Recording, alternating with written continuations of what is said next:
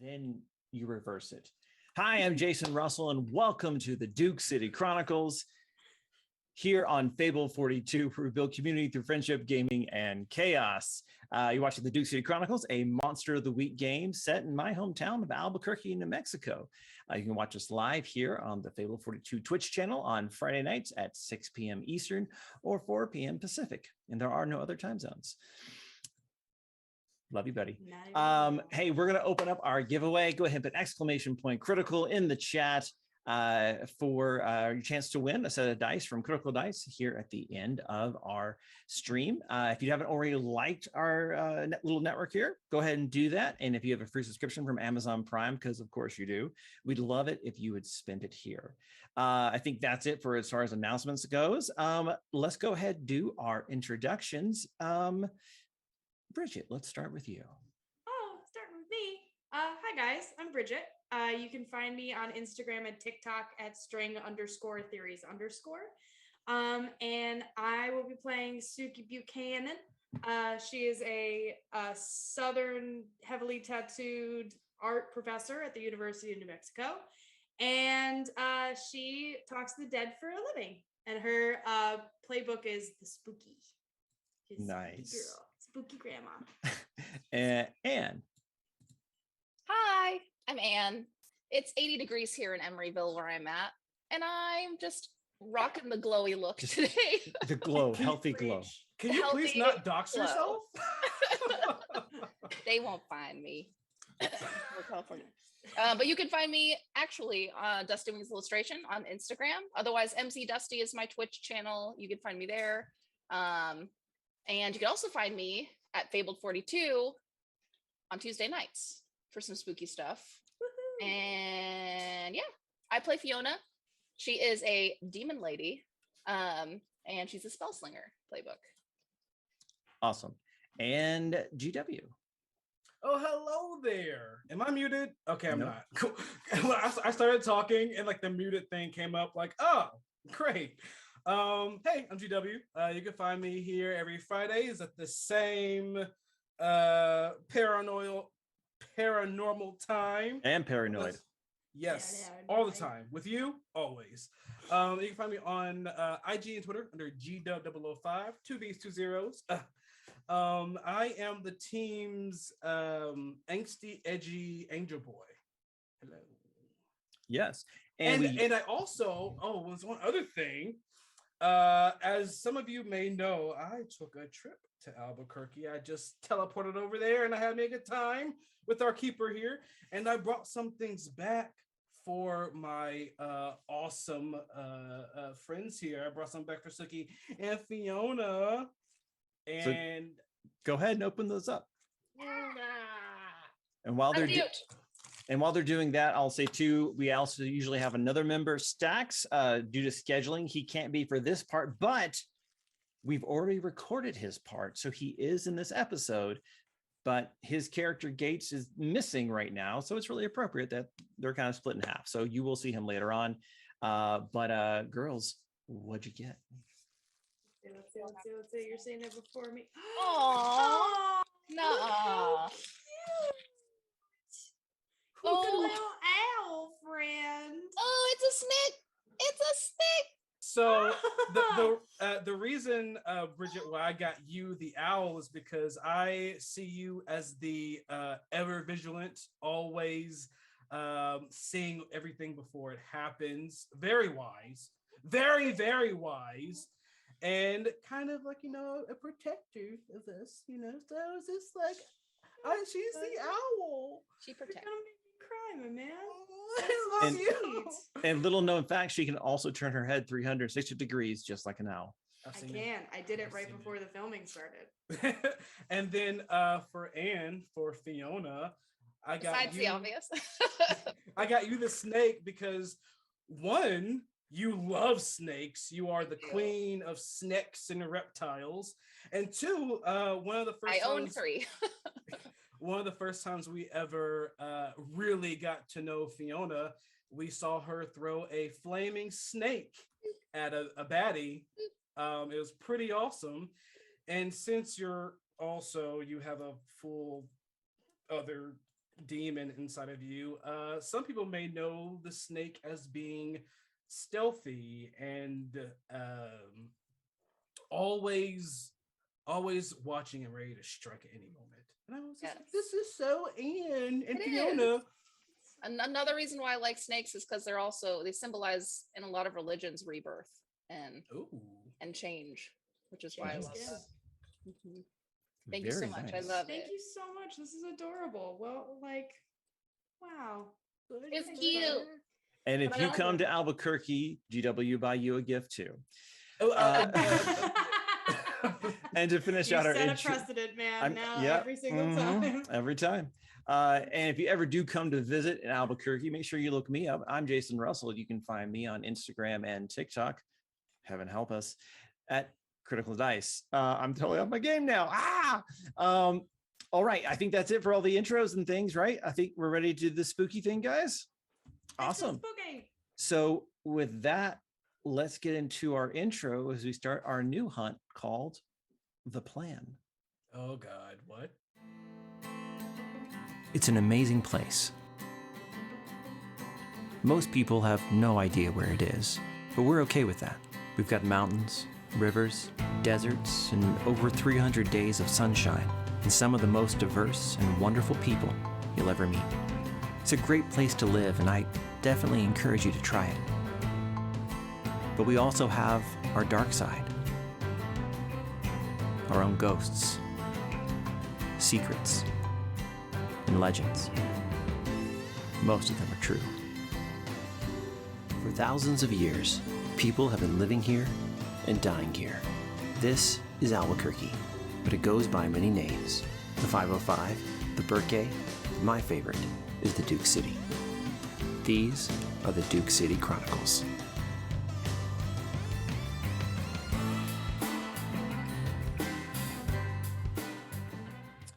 Previously on the Duke City Chronicles, well, things went really, really bad.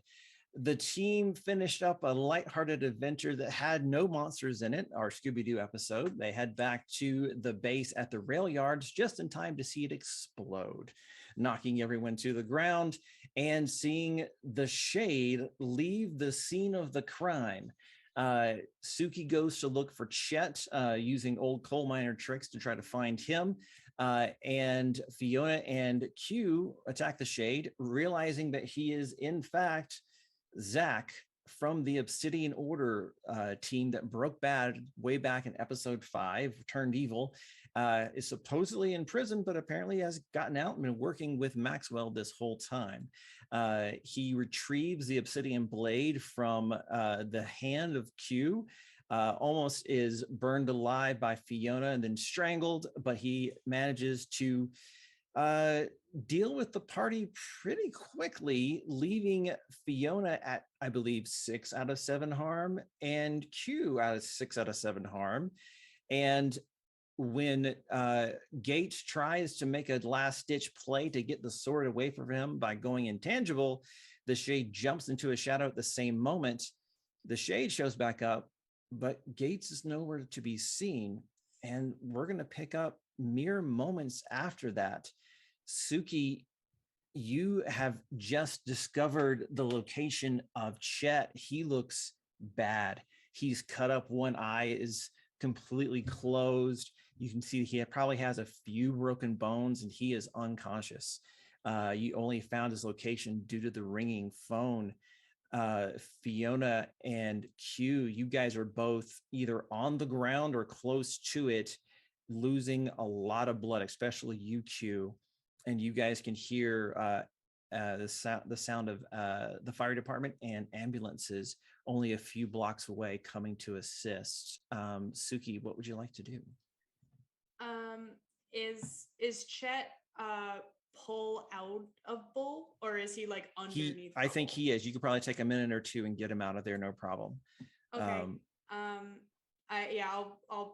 pull him out, but as I'm doing so, I'll like call the psychic network here and be like, because I didn't see Zach attack them, correct?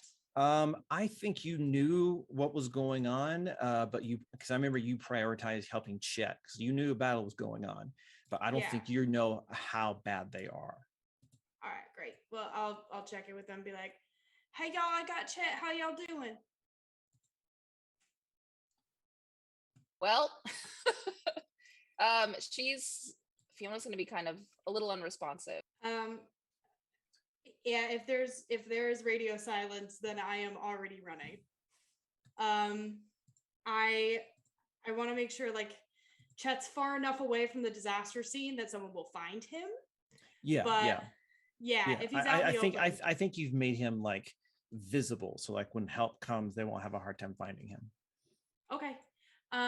Yeah, I'm running to find my friends, run around the car and see how they are and how they're doing. Yeah, I think she probably sees you first, Q. How are you doing? I'm bleeding out profusely. You see, there is a gaping hole in my stomach, and it's like a faucet of blood, and I'm crawling somewhere, don't know where, and I am kind of have my hand over my gut and just trying to get somewhere. I may be just Kind of in shock. crawling towards your in shock, probably crawling towards your car because that was like the last place I saw Zach the Shade, and I'm just and I'm not looking good. Yeah, the second I see him doing that, I'm gonna like run up to him, like grab him, kind of like, you're crawling on your stomach. I'll flip him over. And yeah, don't do it. Don't move, okay? Do not move. And I'm gonna take off my flannel and kind of like make him press it against his gaping wound. Yeah. Don't. It's okay. Keep breathing. In through your nose, out through your mouth. Fiona, I'm gonna need you to make a noise. Throw something. Do anything, honey. Come on. I'm here. Okay. Yeah, she's on the far side of the car, I think. Oh, amazing. Okay, I'm coming to you next. Hang on. There's sirens in the distance. Don't worry. People are coming. It's going to be okay. And it's okay, love. Just take care of Q. Okay. I'm going to cast magic to heal myself. Okay. Oh, I'm Roll so it. glad you have that. Yes. I'm like, oh yeah, I'm a fucking spell slinger. Let's do this shit. All right. And I rolled the lowest possible. Mm-hmm. I heard you bragging over there. Yeah. The universe did too. I rolled a 4, and that's for heal 1 harm. Yeah. So it doesn't work. You are I think you're losing blood, and you're so kind of in much pain that you're having a hard time kind of focusing on coalescing the magic. And also the dagger, which has acted as your focus, got knocked out of your hand during the fight. And that's also making it a little bit difficult as well. Suki, as you head back over to Q, you can see the lights now. They're only maybe a block away. Fire truck in front, an ambulance, a few more fire trucks because of the explosion. And they'll be here in just a matter of moments. I grab Suki's arm. Just Chet. He's okay. I found him. He's okay. Yeah, I mean, I don't know. He's unconscious right now, but he's breathing. It's fine. It's okay. We're okay. Everything's okay. All right. Hey, Gates. Gates, I don't know about yet, but don't you worry. That's my problem, not yours. All you got to do is focus on breathing. Okay. And, you don't, I couldn't call your dog for you. Could you? Pericletus, I don't know how to do that, but does he come when he's called some other way? See if. And I will try to summon him. Act under pressure, and then you can summon him. Is there any way I can help? I don't know. Moral support. Lend my big whammy magic. I'm a little magic too. Can she do that before I say? Yeah. How do you want to help out? Well, since I can make magic myself, I figure if there's a way for me to do like gentle whammy or something, like just sort of put my energy into him. Like, I don't want to like big whammy him, but like I want to like Roll help 'cause- out. all right, cool. Yeah, so in Monster of the Week, when you're unstable, you have to act under pressure before you basically do any move. So Okay, well, I rolled a 7. 7, yeah, you get a +1, but your fates are kind of interlinked. It may not Okay. matter right now, but you have a +1 to that roll. GW, you got. Okay. So as I try to call out to Pericletus, I can't get the words out of my mouth as I continuously spit up blood, and my eyes start to go dim and a little black as my body is demanding that I black out. And right as I'm almost gone, I rolled a 12 plus your +1. I got a 13.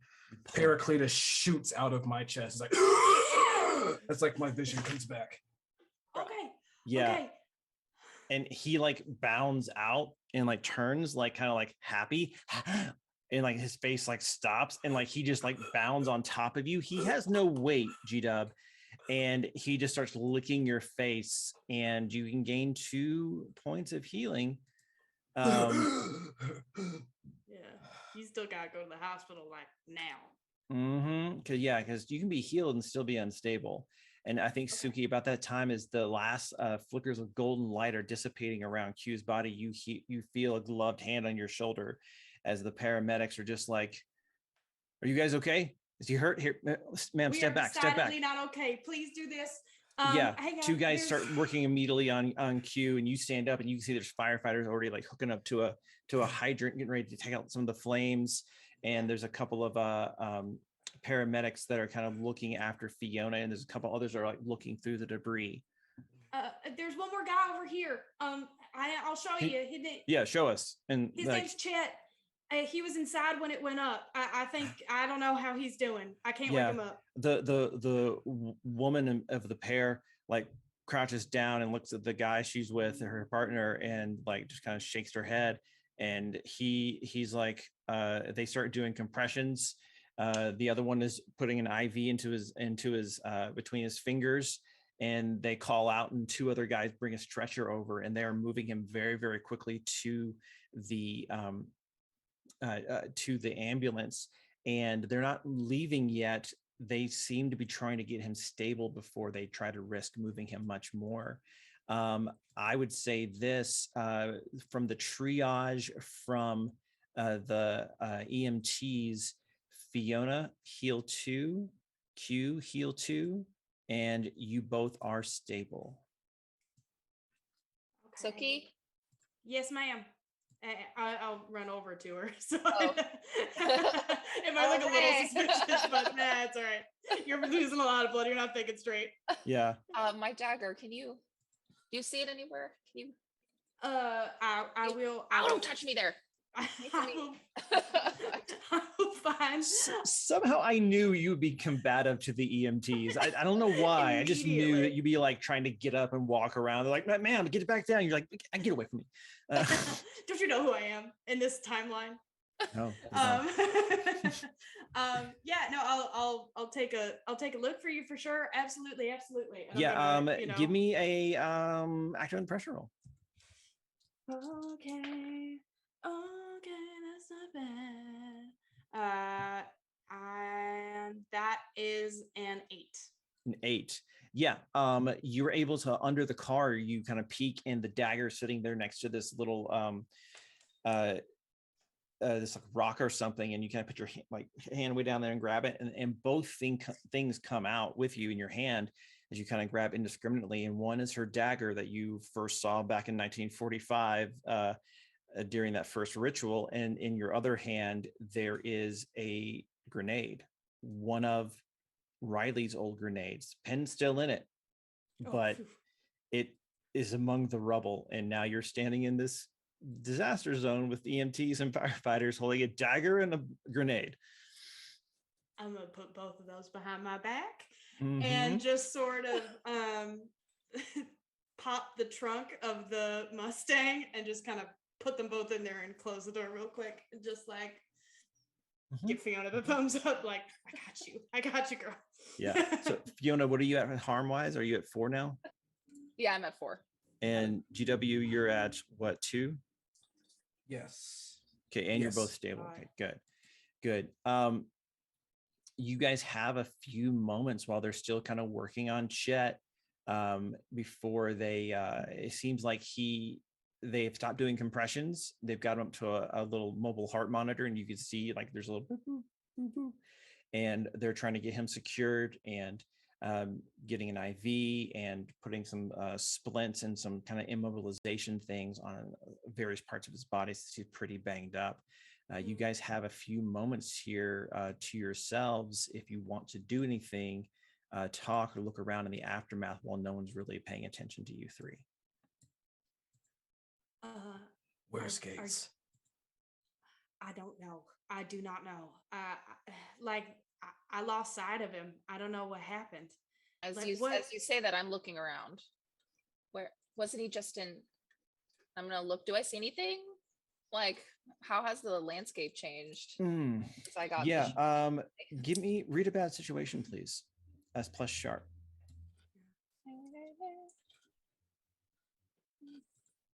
4. Yeah. 4. Okay. Mark experience. Do you forensic divination, is that only on investigative mystery or read a bad situation? Read a bad situation, I think. Okay, I think even on a mist, you can ask what magic was done here. Cool. Yeah, what magic was done here? You can still, as you kind of looking around and this whole area, all the bricks and metal girders that used to comprise this building are in utter disarray. The explosion was absolutely massive. It's not like he blew a hole in the side. He basically razed the building. There's some pieces of some of the further extremities back where like the armory was that is still standing, but everything just looks like Wreck-It Ralph came through and just knocked the whole thing over. And there's a little bit of fires that the fire department is taking care of. And as you're kind of scanning, you can detect there is a little bit of that shadow magic that you have detected, I think, previously with the different times you've seen the shadow in this area that's quickly kind of fading. Which makes sense because he, that's how he was popping around fighting you guys and also probably ultimately escaped.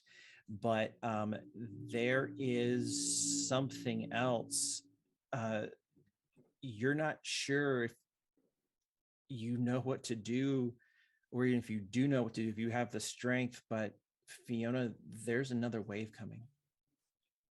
Oh, and I sense this. Yeah, you sensed it last time too. You guys. You've got about 30 seconds, you think? You guys, there's another one coming. Look at what? Another person? Surge of magic. We don't have a lot of time. Oh no! What do we do? Get in the car? I don't know. Do it! I'm gonna. Yes, I'm gonna. the car. 20 seconds. As we're running or whatever, I'm gonna grab her. I'm gonna try to add my power to hers. 10 seconds. Yeah. Get in the car. 3, Slam. 2, 1. By Gates.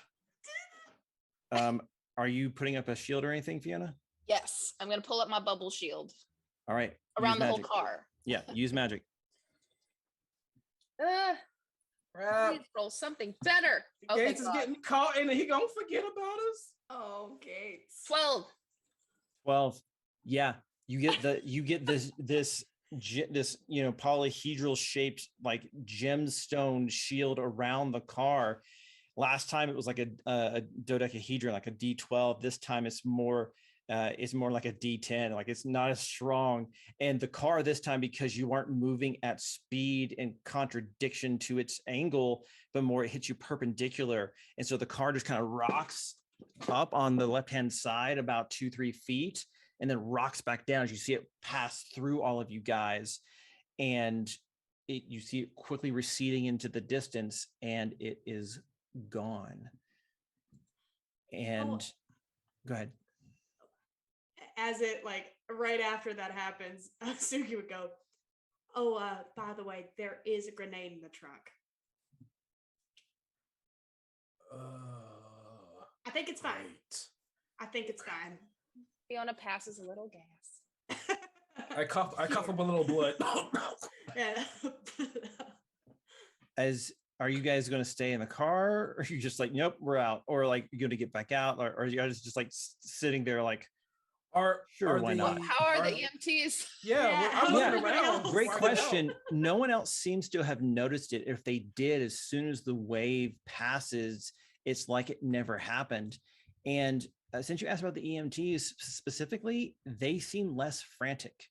They're not running around like in such a panic and urgency as before. In fact, some of them are just kind of standing and talking, watching the firefighters wrap up the last of the flames, and you can only see one EMT at the back of the ambulance that holds Chet inside, or at least did hold Chet inside. Suki's gonna get out of the car kind of slowly with a semi-dazed look on my face. I'm acting under the assumption that these EMTs don't remember that we're there. They see you walking out of the car, and they just kind of give you a nod. Like, you can't tell if they remember you or not, but they don't find your presence odd. Okay, great. I'm gonna go up to one of them and be like,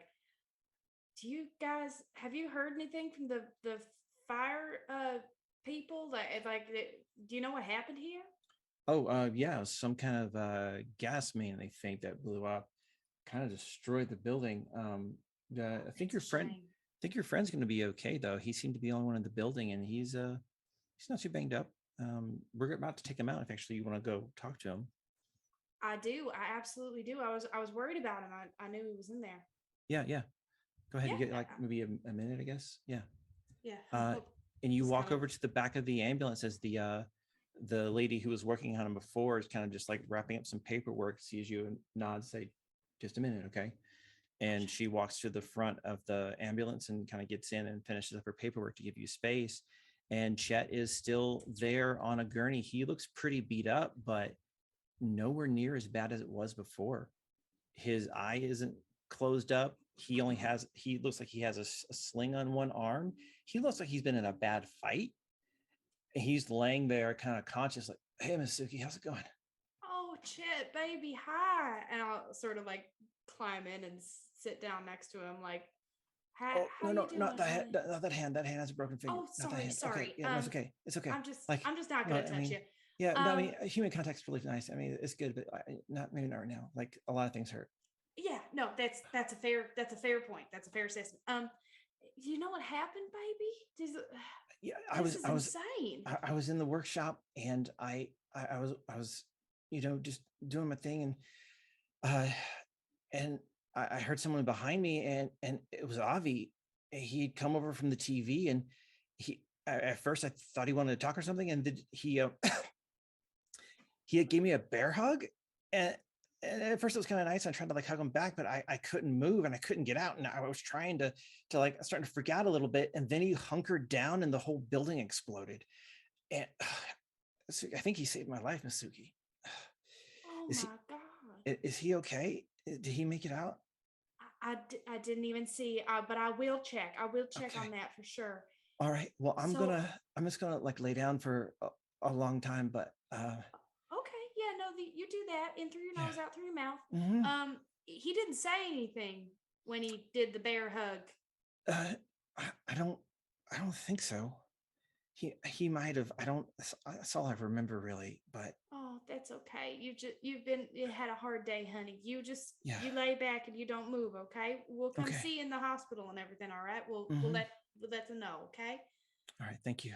All right, sure, baby. And then I climb out of the Yeah, ambulance. yeah. Just as the other guy's like gives you a nod, and he steps back in there and closes the door, and they kind of pull off.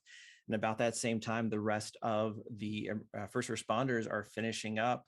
There's still some smoldering things and stuff, but there's no burnable material anywhere nearby.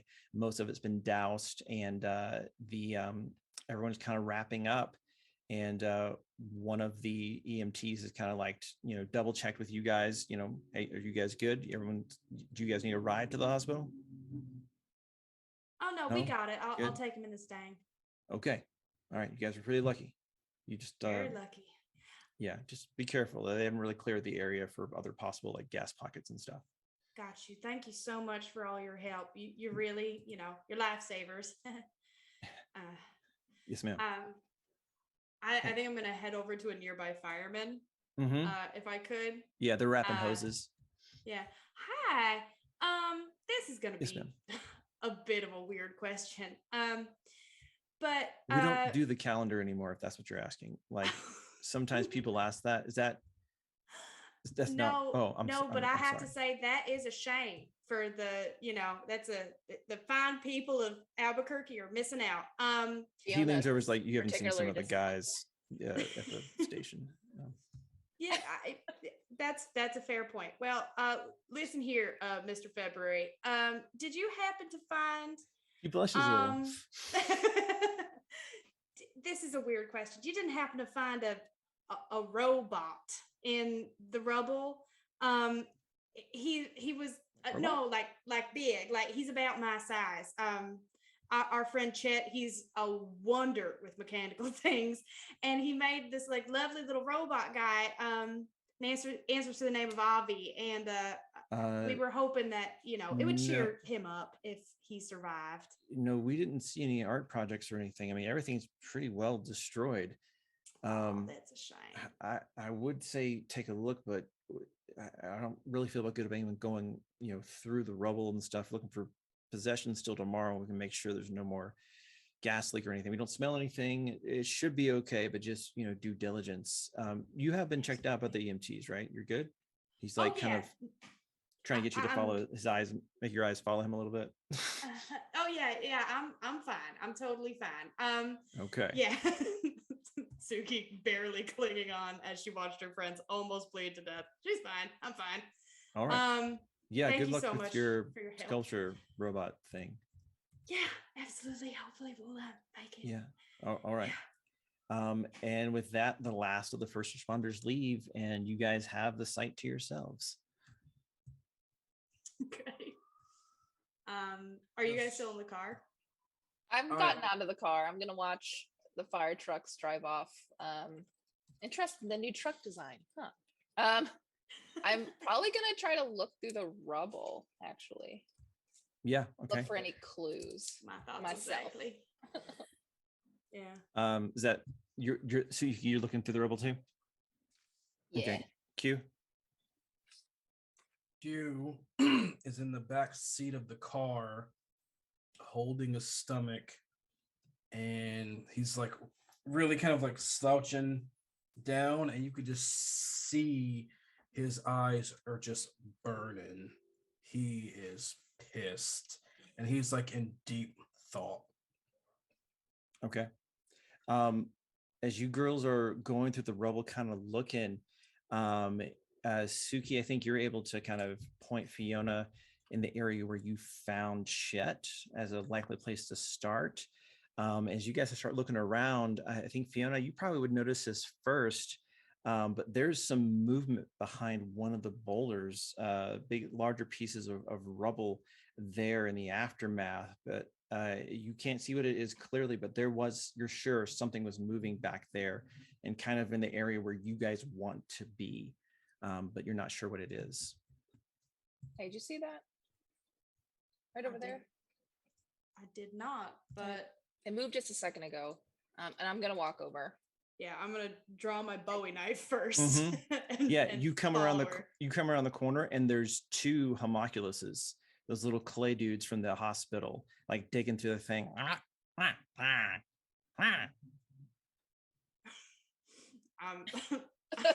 Remember, they're like 18 inches, 2 feet. Yeah. Oh, I was gonna shish kebab them.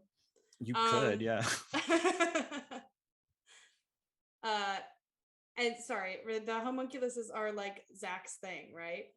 They were working with Zach last time. Yeah, they're little clay winged creature things. They're kind of constructs created from clay and other weird stuff. Fiona, last time you asked me about them, you were like, yeah, any sufficiently decent magic user could probably create these. They're used like as like helping hands around the wizard tower, as it were. But they're not super common in modern day. I'm gonna try to capture them with my little bubbles that like I did the first time. Yeah, great. Use magic, please.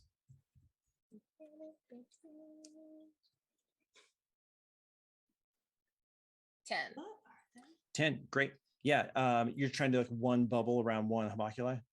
Yep. I want to capture both of them, but 2 bubbles, one for each. 2 bubbles. Yeah, sure. I'm okay with that. Yeah. So you're just like boom, boom, and they're like out. And Suki, from like far too close behind you, you hear an older man's voice. He says, "Please, I'm begging you, stop interfering with my work."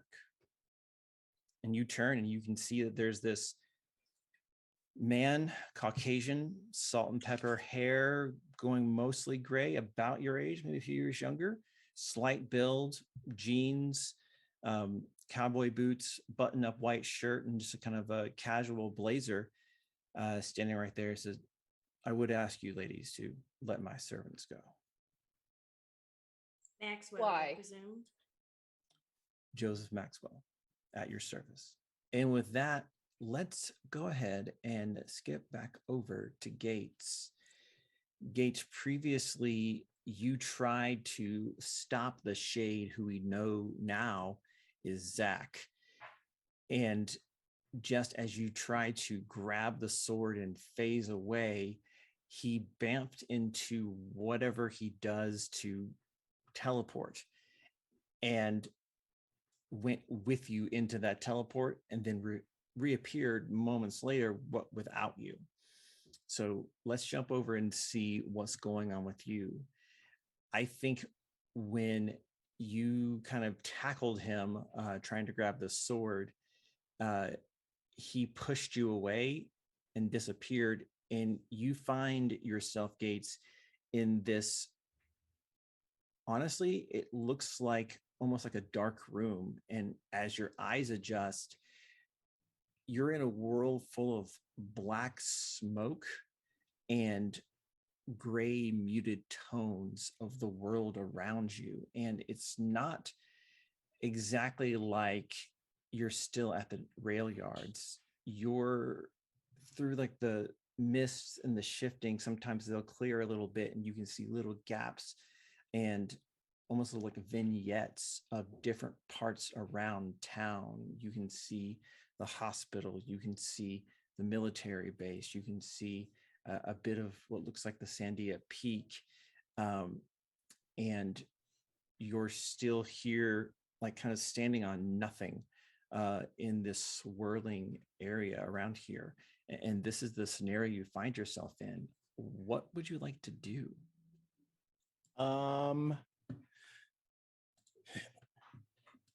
I guess as I'm looking around,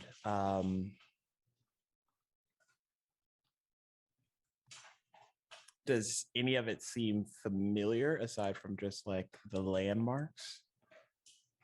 Or have I been there before? I don't think this is a place that you've ever been before, but if you want to give me a roll to, how about this, read a bad situation? Oh, okay.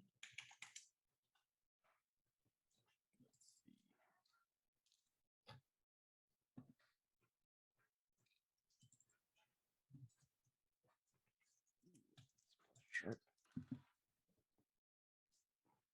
8. 8.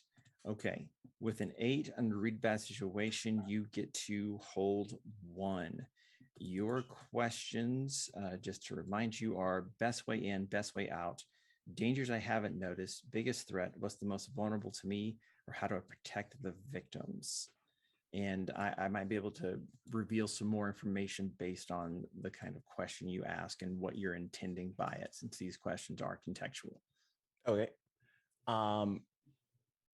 And am I still like incorporeal in this? Yeah, I think as you kind of look down, you can see that your body it's not exactly the same way it does when you're, in a normal scenario, but you can see like little trace elements of where that kind of, I've described it before as organic static, but instead of that static, there's almost like that mist in your body that somehow the place that you're in is reacting to the intangibility that you had on as you dove into this place. I will go with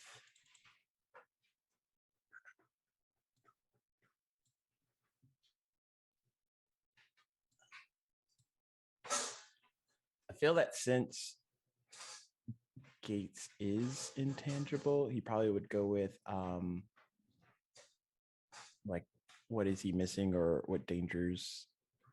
Yeah, are there any dangers we haven't noticed? Yeah. So as you're kind of like looking around and trying to get your bearings based on these really kind of odd little, not quite windows or portals, but little, like I said, vignettes or cameos into other parts of town that don't really match up geographically at all based on distance, you can see that there is little points of light near one of these little vignettes.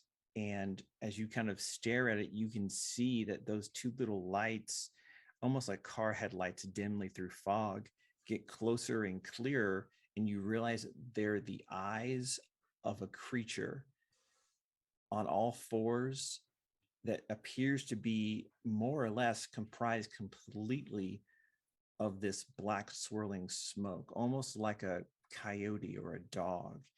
And it steps out, and so you can clearly see it maybe 20 feet from you, and it is low. It is watching you almost with a what's this new thing kind of look on its face, and it starts to slowly kind of circle you as to measure you up. Okay. Keeping an eye on the creature, I want to try and see if me like easing towards one of these viewpoints, like if I can like tap into it, maybe go there, or basically try and see if I can get away from this creature before. Roll me a d6 and tell me the result. 3. A 3.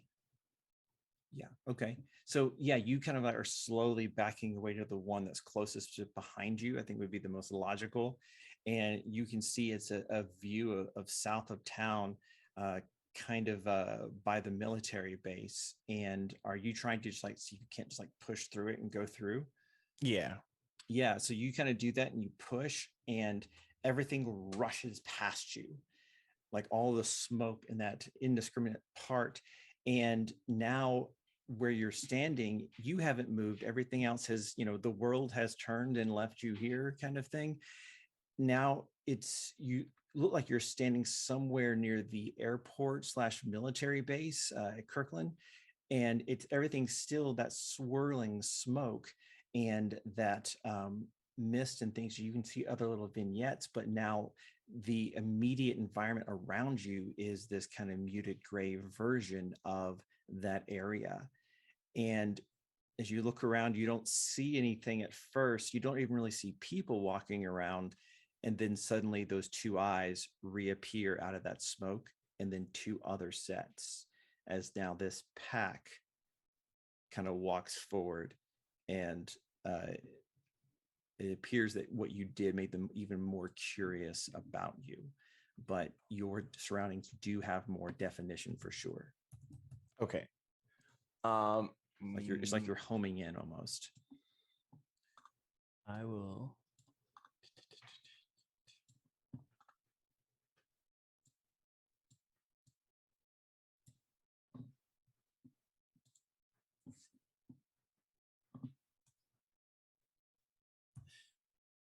Um,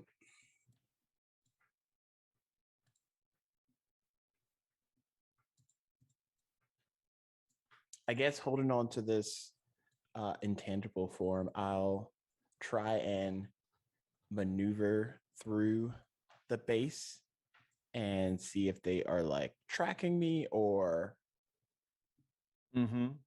if You're just going to I try to can, like, explore and see if you can't lose them. Is that kind of the idea? yeah. Mhm. Great.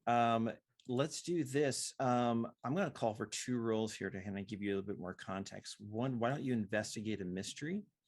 Okay. And then we'll see how that second roll goes in a second.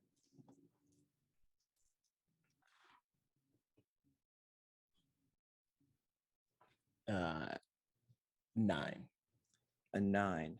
On a 9, it's a mixed success. You can hold 1. What happened here? What sort of creature is it? What can it do? What can hurt it? Where did it go? What was it going to? And what's being concealed here? You only have 1. I guess I want to do what kind of creature is it, but not from my viewpoint, maybe more from Eubank's viewpoint. Oh, interesting. Okay. So what's that special role that you have for your passenger? What's that called? Past lives? Past lives, I think. Yeah. And what does past lives say? It's something like, is there like a precondition? I'm pulling it up as well.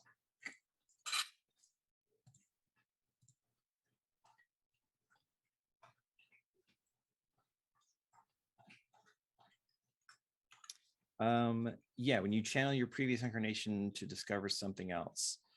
Yeah, okay. I'm going to give you 2 things here. I'm going to answer the question from your perspective, and then we're going to offer Eubank a chance to add more additional information. Okay. You know what these creatures are because though you've never seen them personally yourself, you have had them described to you. These are chupacabras. And you know the team right before you joined them fought a few of them back at the petroglyphs in 1945, right before they made their trip home. But go ahead and roll past lives as a plus weird roll.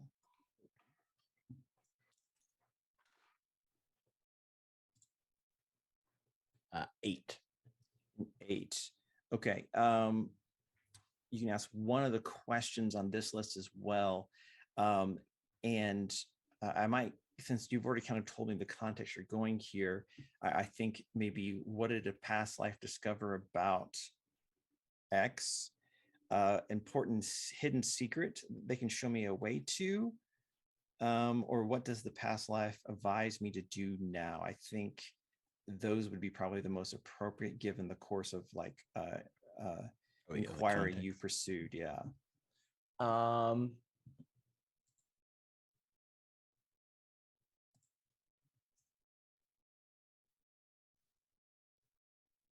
if you see another question on there that you think might work maybe too. What does a past life advise to do now?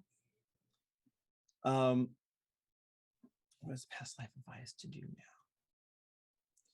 Yeah, you get this kind of memory flash of a past experience from Eubank back when he was still monster hunting with Hibben.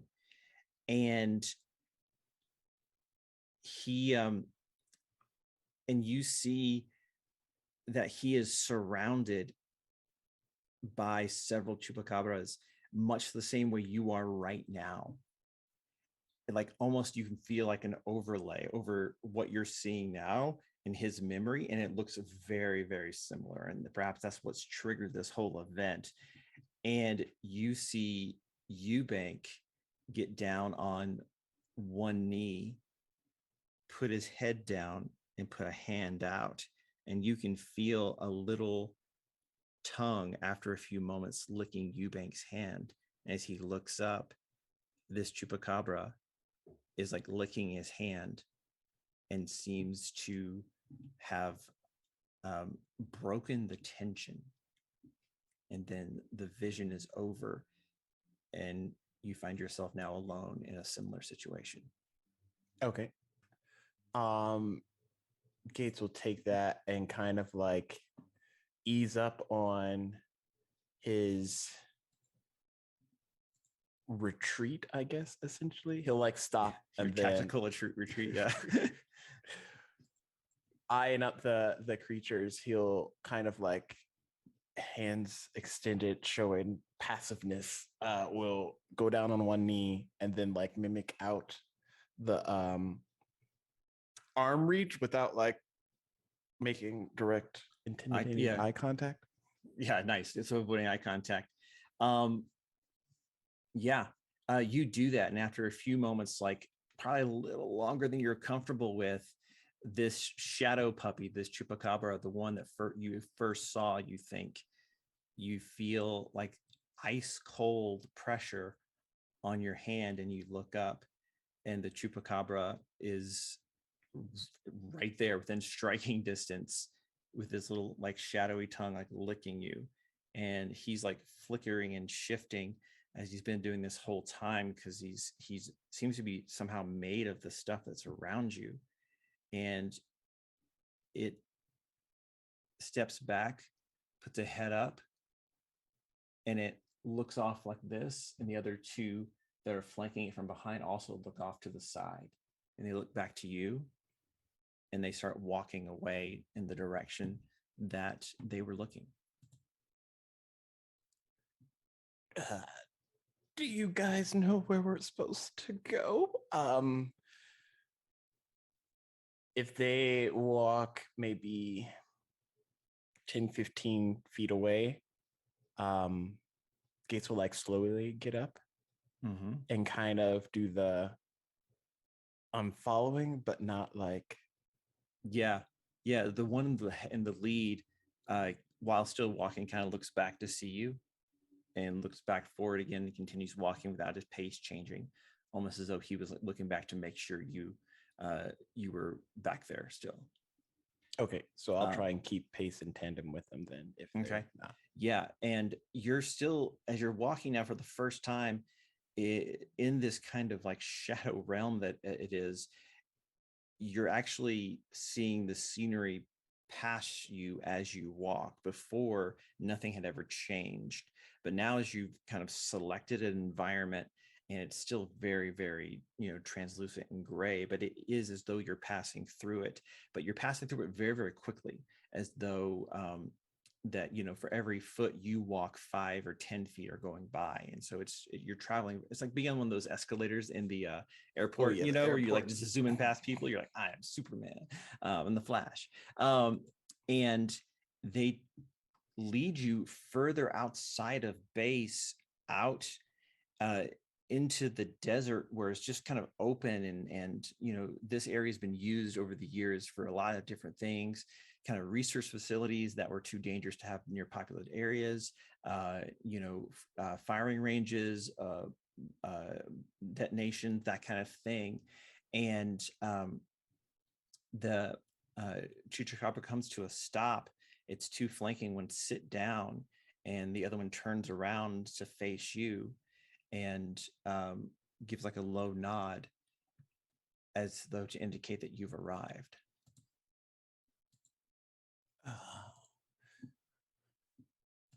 Where is this?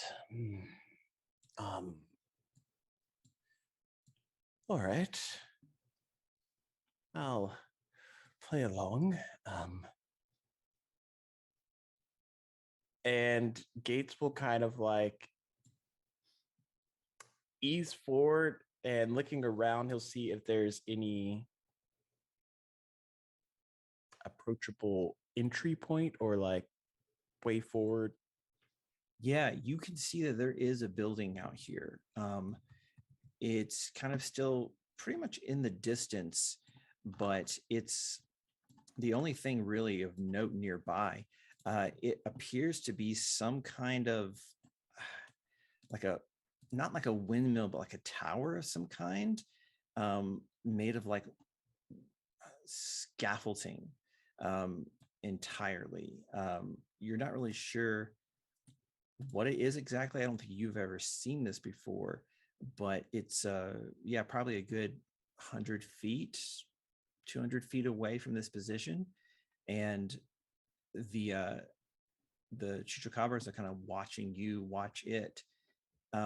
Give me just a plain sharp roll.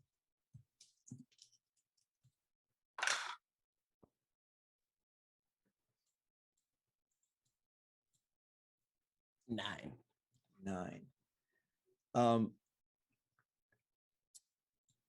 As you're kind of like looking at this building in the distance, wondering why they've taken you here and why they've stopped here, you kind of hear a noise for the first time, and all this has been really quiet, just almost like someone. The only noise really has been so far like someone has a white noise machine in a different room, not gusts of wind, but just like this kind of background noise and energy of this place.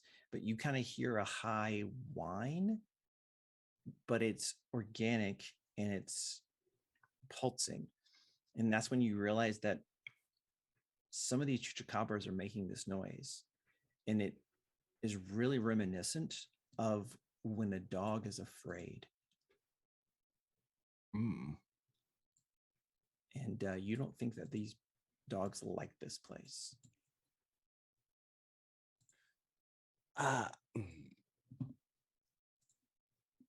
Okay, wait here and I'll go check it out. And as I'm easing towards it,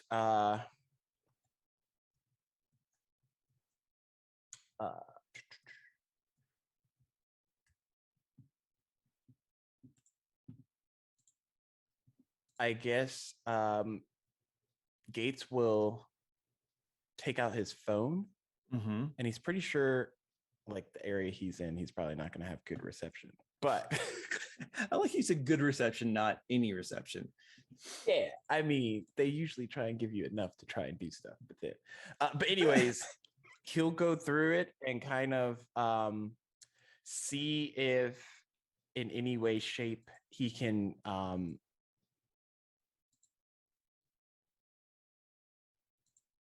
either, I guess, call Miss Suki or like put it in Find My Phone activation thingy, like put out like some kind of backup signal trace. Yeah, just in case. You and when you pull out your phone, you see that to like look to see if you have any bars. Is this a breach of contract with my service provider? And the phone is like glitching, like the screen is like bright and dark, and then like will like shutter and move back, and even like the signal at the top of like cellular signal is like going from like high to low and disappears, and the body of it is still that kind of intangibility as well, because your stuff goes with you when you go intangible. And it occurs to you that you've been clenching that muscle this whole time, and that either because of where you are or because of the intangibility, you're not sure if this is going to work. But go ahead and give me an act under pressure roll, and let's see if you can try to, if this is a course of action you want to pursue, see if you can get that to work. Okay. 5. 5. So mark experience.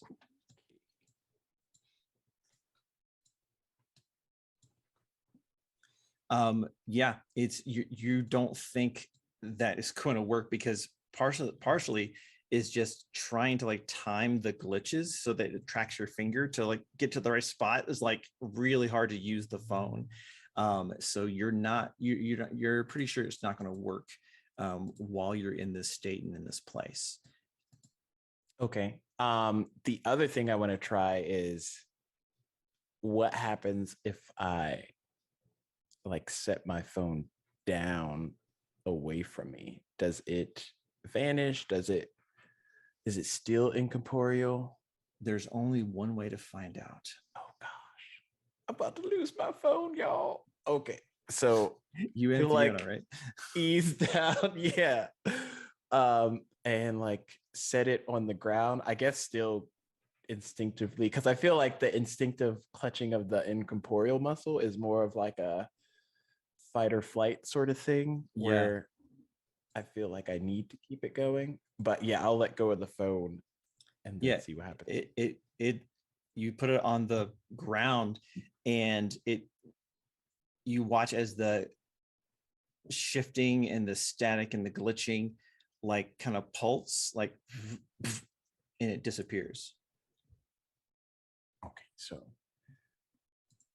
if I ever come out, at least I'll be able to track my phone back to this location. So from there, I'm going to move towards the building and see if I can get inside. Maybe not through the front door, because Okay. Yeah. So as you kind of do that, you kind of walk past the dogs, and the two that are laying on the ground kind of whining or like watch you pass. And then the one that was the leader kind of watches you. And as you approach, it's not a sound, it's not a bark, but there's some kind of like thing that makes you look back, and all three of them are up and in a kind of defensive position. And then they all three run into some of the swirling mist and just disappear. And as you turn back and look at this tower, you can see for the first time there's like this really strong bluish white light. And it's really stark in comparison, since there's this whole place is bleached of color. And it starts not from the top of the tower, but somewhere down below. And you can't see the bottom of the tower because it seems to be some kind of berm built up around the edge. But this light's coming up, and then all of a sudden this vroom, and it looks just like the magic wave that you guys experienced in the Mustang after you took care of the Banshee. You have a moment before this new wave is about to hit you. What do you want to do? Oh no.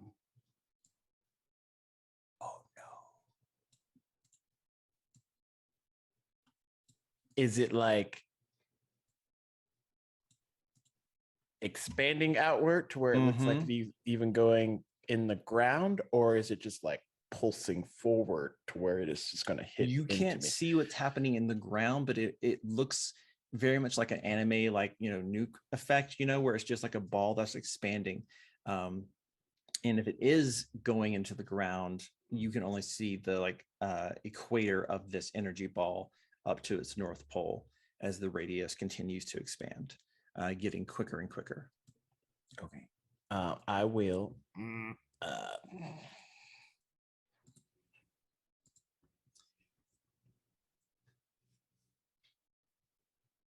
I guess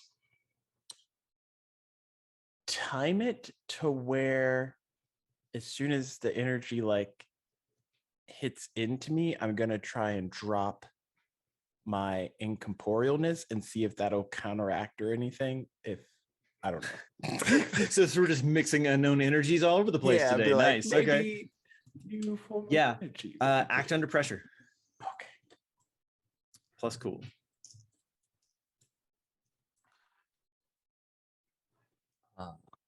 8. Okay.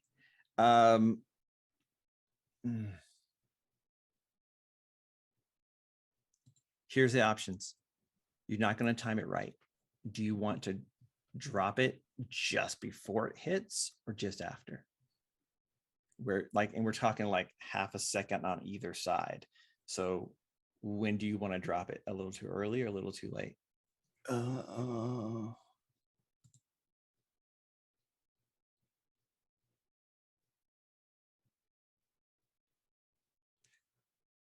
I guess maybe a little too late, because in Gates' mind, if he's incorporeal, then it can't hurt you. He's safer. Yeah. So like, I'll try and do it a little bit too late and then see if that changes anything.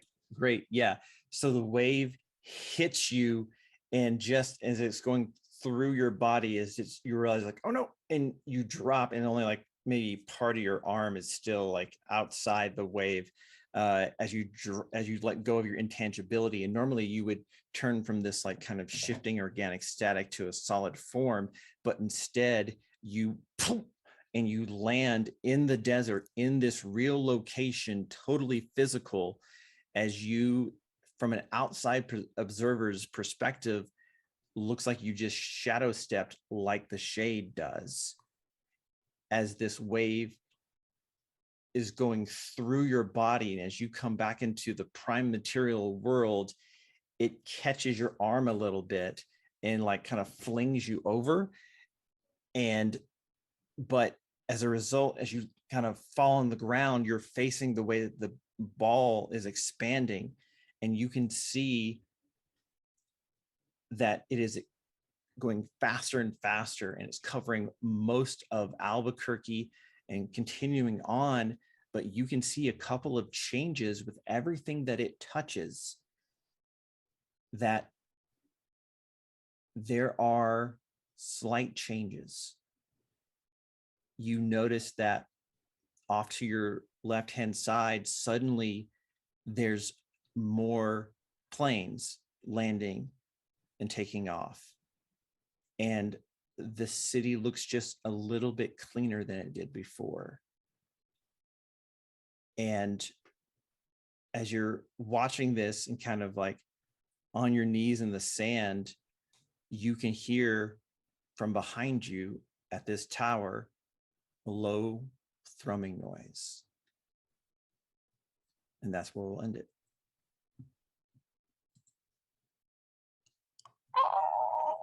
And so, because I don't know where I'm going to put this, thank you guys so much for watching the Duke City Chronicles. Please join us next week, same time at 4 p.m. Mountain or 6 p.m.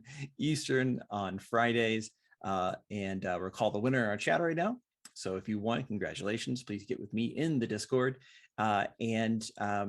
Otherwise, I think that's going to be it. And hopefully this all worked right. And until then, Albuquerque's a weird place. Let's keep it that way. Bye.